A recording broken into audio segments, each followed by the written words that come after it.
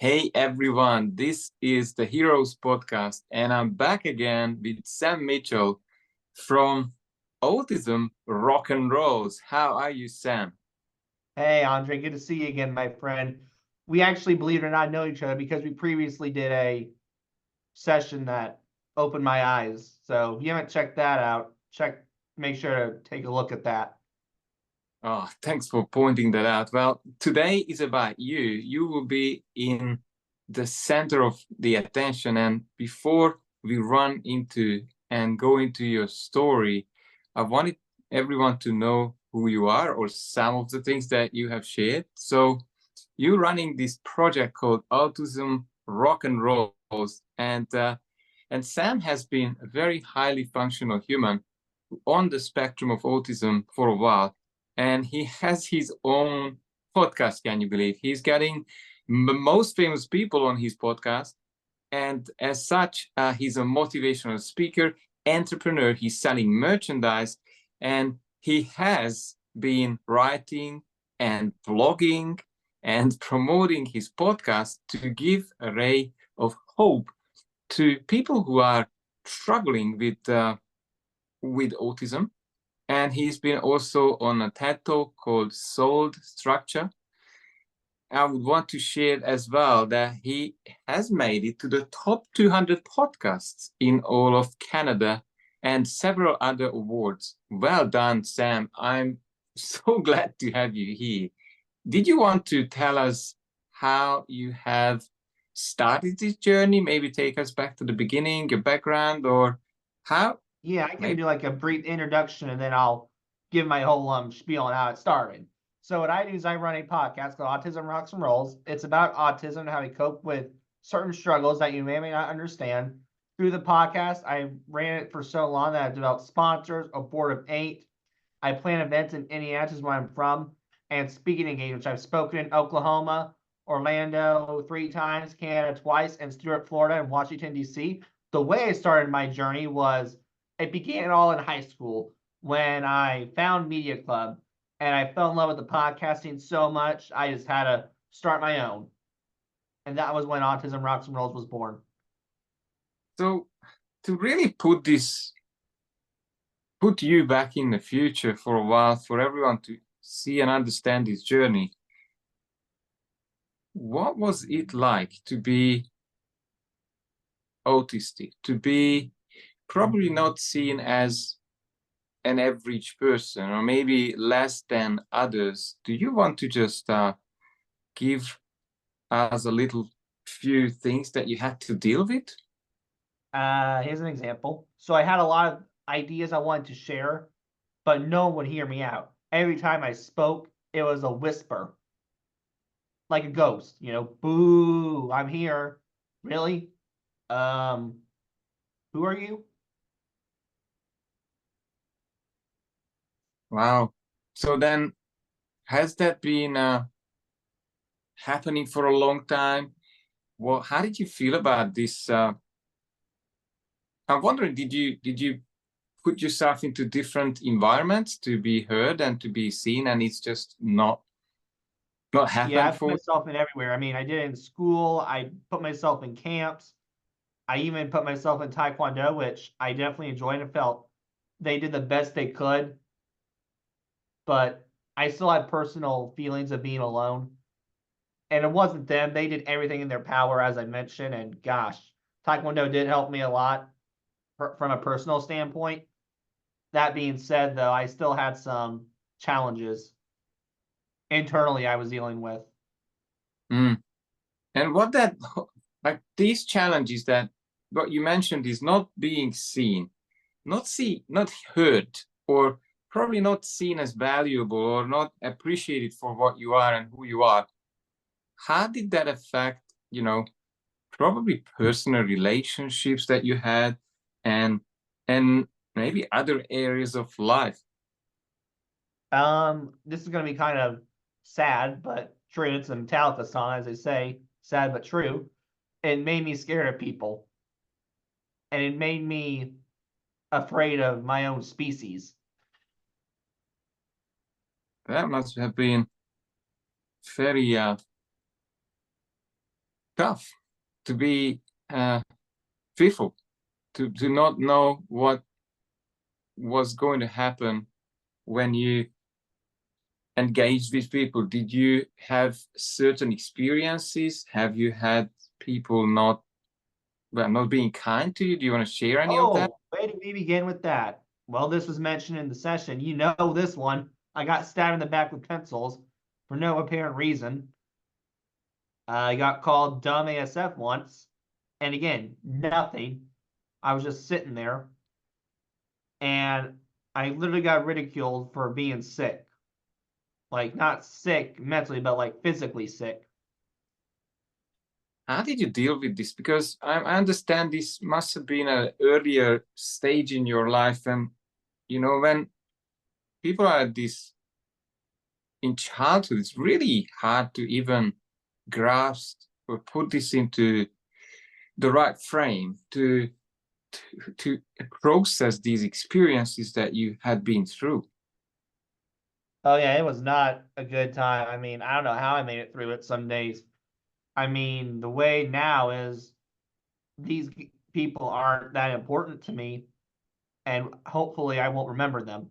That was my strategy at the point, was doing the best, and I say the best, it wasn't probably the best, but the best I knew at that time span to put them in the rearview mirror.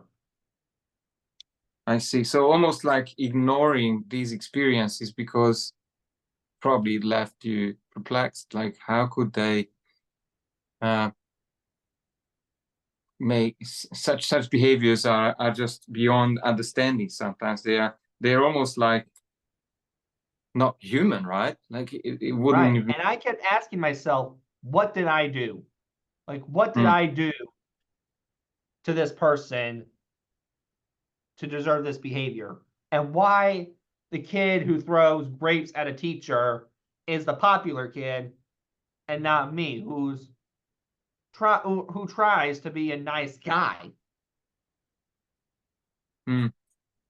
Well, it's a great conversation that we are having, because sometimes I found that if you can adjust the camera a bit so I can see you on the recording, is sometimes we have the wrong questions. And those questions, why me?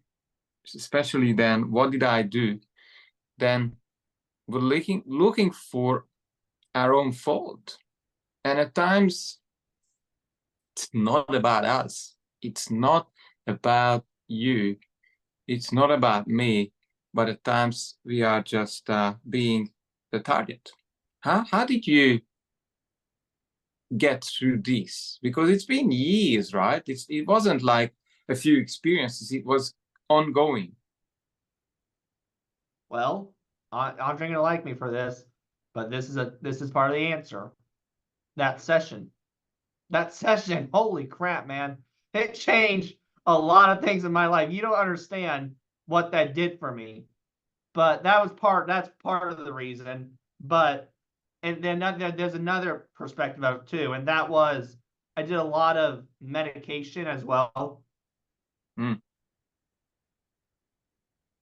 Well, thank you very much. I didn't want to promote myself here, although I understand how massive mindset shifts are, and probably there's more to come for you because we had just started it. But medication probably does help. So, when and how did you even start your podcast and get in front of people when you had these difficult experiences? Well, I kind of had to take a swallow and be like, all right, here's what we're gonna do. This is for me and my sake only. And I was expecting a few hits here and there, maybe 10 or 15, but then 50 turned to 20, 20 turned to a 40, 40 turned to 60, 60 turned to 100. And it's like, okay, now we're having businesses call for sponsorship. I didn't know what sponsorship meant on a podcast. I just thought you were sponsoring events. Now we're having a gala. Okay. Now we're having a board who wants to help out. Okay. Now we're getting invited. Hey, can you come to Oklahoma and speak for us, please, at this conference? Okay. So all of it really came to me. I didn't have to do a lot of the asking. A lot of it Uh, came to me. Some of it came, now some of it I had to ask for, but most of it came from my end. well, I want to celebrate you because I got to tell you that you did take action. You said, and this is your words, this is for me, let's do this, regardless of, well, the issues that you have been dealing with before. And probably you need to educate me as well about sponsorship and the board, which I don't even know. This is a podcast and I don't have any of these, but what has that changed for you in this game of public speaking or motivational speaking that you're doing, entrepreneurship? Has that brought you more exposure to have sponsorship and a board? Tell me what has changed? Yeah, I would say, well, I think the way we got exposure is Autism Rocks and Rolls has a habit of not shutting their mouths. And I mean that in a funny, complimentary way. But we like to promote a lot is part of it. But the sponsorships and the board help out a tremendous way. And if you could go into a bit more details, then how do they help? Do they have ideas to promote you, or do they give you invitations? Do they promote some other ways? How is this working? So I think the way it works is we each have our own unique part of it. Like we have an asset. For example, one of the board members knows more about the structure of a nonprofit. Mm. The other one knows more about finances. So you basically brought in, without intention, but it just happened, experts in specific fields, and they have been able to fill in the gaps that you probably didn't have all that knowledge, right? Right. You're correct. And where do you see yourself? I was wondering, it was a very hard start. You said, well, you took this challenge, immense challenge, to be in front of people, and now Autism Rock and Rolls.com is running. How do you see the future? What is driving you now? What is your vision? Well, the way I see it is I just want to do something good and to just change the stigma of autism, because there are certain people, and I'm not gonna, and I'm not talking about you, Andre. You're wonderful. We know. I don't think you don't see autism as like, as an anchor versus a lot of people who would be like, oh, he's on the spectrum. Yeah, I'm not going to associate with him. Okay, so it's a judgment around it. It looks like there is prejudice. Well, I've probably shared this, but I want to share this again on this interview, that I see some cases, maybe a lot of cases of autism as, let's say, an identity shift or change due to trauma that people have been exposed to, and then they pull back from human relationships. They decide to not engage and not connect because it was unsafe. It was so unsafe. They had similar fears and similar, let's say, less than optimal engagement and interactions with people. So then they become, of course, with that behavior, then they become classified as on the spectrum or autism. Have you got anything to say about this or comment? Well, I mean, in my opinion, we all have our own views, but my point straight across is like you're socializing with me right now. You're not, because I'm on the spectrum, you're not going to hang up on me. But some people would have done that. Hmm. Like you're giving me a chance at least. Whereas some people, it's just closing the door. So I'm wondering though, do they? Because I think what's missing sometimes in the world, but tell me if I'm wrong, is unconditional love and acceptance. That's what's sometimes missing. Heart is not open, and some people have such strong filters about illness or sickness, whatever it's called. This is why I don't like labels, that they can't then be present in these relationships. Help me. Well, you're right. I think part of the problem is people always say we have to adapt. Those are supposed to need to adapt to your ways. No, you need to adapt to our ways too. We need to work with each other, not against each other. And you're right. I mean, I always tell people when there's a month in April and it's called Autism Awareness Month. I don't like to say autism awareness. I'd say autism acceptance. Love that. Love that. I believe that if these people, and probably that's the message here that you're bringing into the world, that's what I'm hoping, that there is much more beyond the stigma. There's much more behind the word autism. There is a soul behind each face, behind each case.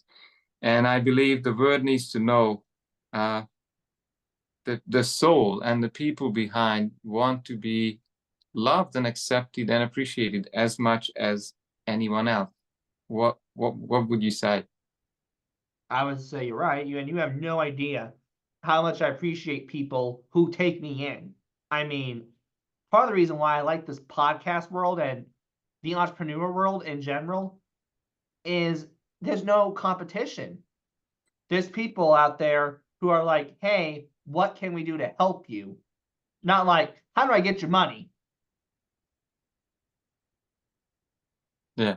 I mean, I love it that you are attracting, and I believe as you transform, and as I said, I will do my best to keep you getting to newer and newer version of yourself to achieve, wonderful results around, bringing this new movement of understanding autism and taking people in with autism or other things, because it's not just autism. Sometimes some people are very, very, let's say, restricted with dealing with others, or because of there are the different stigmas. But what would be the solution? Help us here.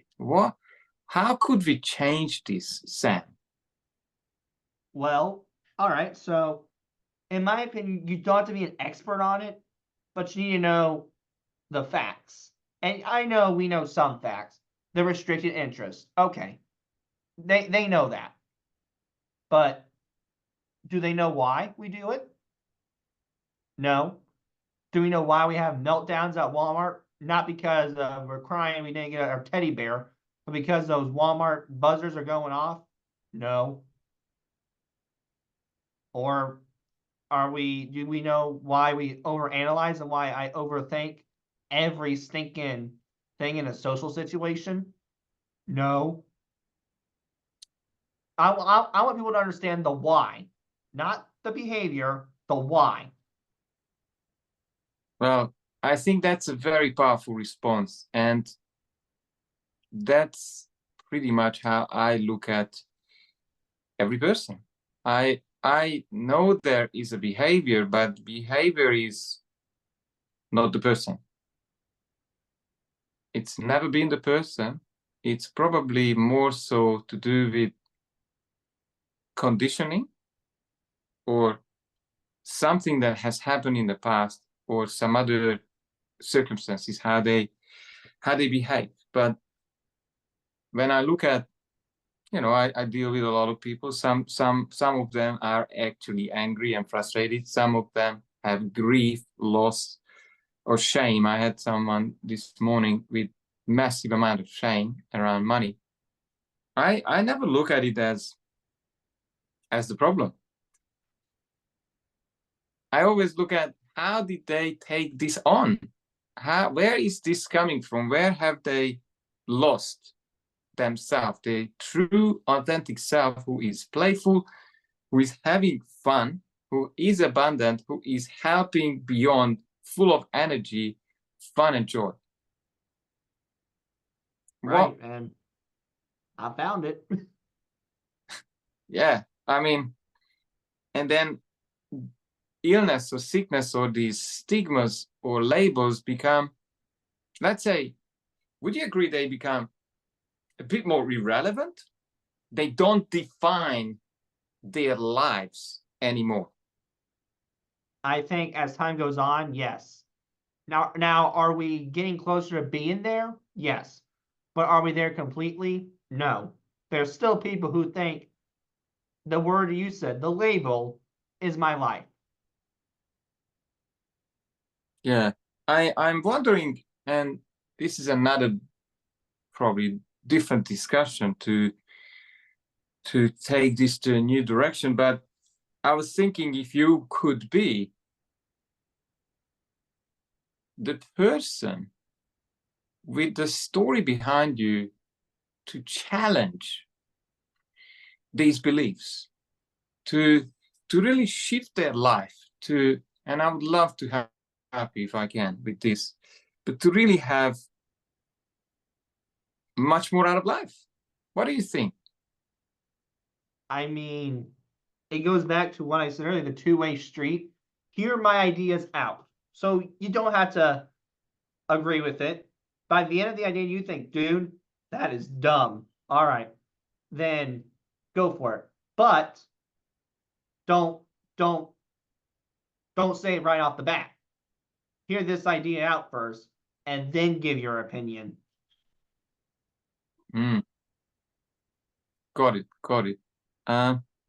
So I'm wondering, I usually love to ask this question: if things went really well for you, Sam, really well in the next, let's say, 5 years, what would you be celebrating? What achievement? What would be a very inspirational path? People being associated with me. I mean, heck, when I was 15, man, I thought I wanted not be around people. I wasn't suicidal or anything. I just didn't want to go out into public because I was terrified of the socializing and if people, minus family, would be around me. But now I got peers. I got friends I can text. That's a celebration for me. I'm wondering, do you realize, Sam, how powerful your personal story is to basically, from, you said, well, considering suicide and end it, to leading this movement and this brand, Autism Rock and Rolls? Do you share this a lot in a lot of stages? I do share my story. I mean, I try to make it relevant to the conference. So maybe sometimes not all the story comes out just because of certain factors like timing or it's just not the appropriate fit. But I try to share as much of it as I can that fits with the conference or with the topic. What would you say? Where can I find out more about you? What's the website? What's the easiest way to engage with your brand, with your business? All right, so you can find me at autismrocksandrolls.com. I think I have a Facebook page. I think you followed it too. I think. I'll have to double check that. But I'm not a hard guy to find. If you search Autism Rocks and Rolls, something will pop up. I'm not the hard guy to find. I pretty much anywhere on the internet. I've done my search engine optimization tools, and I've done the research and the clicking. Yeah. Also, I was reading, Sam, in your intro that you are selling merchandise. You are, where is it? Is there anything else that's available to buy from you? Well, so the merchandising kind of needs to change a little bit. So we were, but then our shop just closed down on us for some reason. So, but now we have t-shirts that we are selling. They're $20. And by all means, feel free to buy your, that's the first step you can do in changing the stigma. Because those shirts, to me, they're more than just a shirt.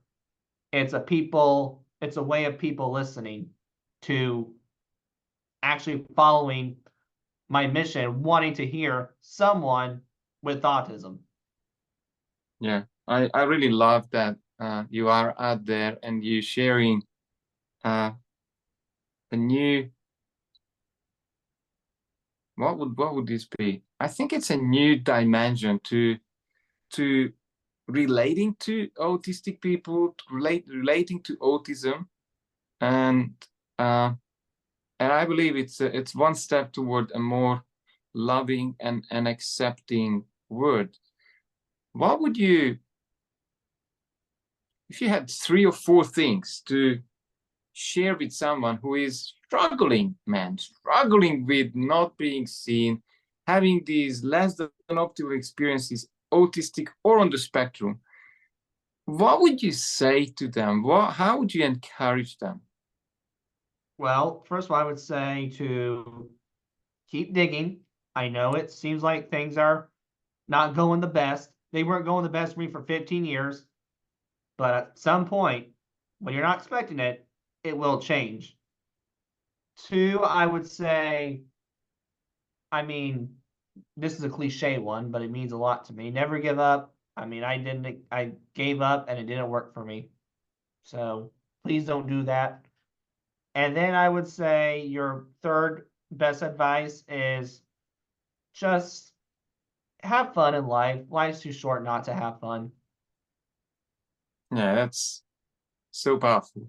I would say probably if there was a way, I've seen a lot of people needed a tiny or a bigger mindset shift to experience a new version of themselves. That has been a massive change in my life after 35 years. And if you can do that, if you find someone around you, you're listening to us, help find someone to support you mentally, because unfortunately the human mind has these, well, loves running in circles, and then you end up at the same negative emotions most of the time and every time, and that's the way to spiral down into a deep dark hole. Sam, what have I not asked you on this interview that you really wanted to share, if anything? There's not gonna think of at the moment, but I did have a blast, my brother. I mean, it's great seeing you again. I mean, it's just we're both doing good work, I think. Look, thank you very much. I love changing minds and changing lives, and especially if there are leaders around, because it's not about one life, never about one life. I believe when people are out there and sharing a message, then it's changing millions of lives through one person at a time. Thank you very much for your time. And guys, we'll have all Sam's details under the video. Reach out to him, have a chat, and listen to his podcast, because that's where he is putting out his message. And also you will find even more on his website. Thanks very much.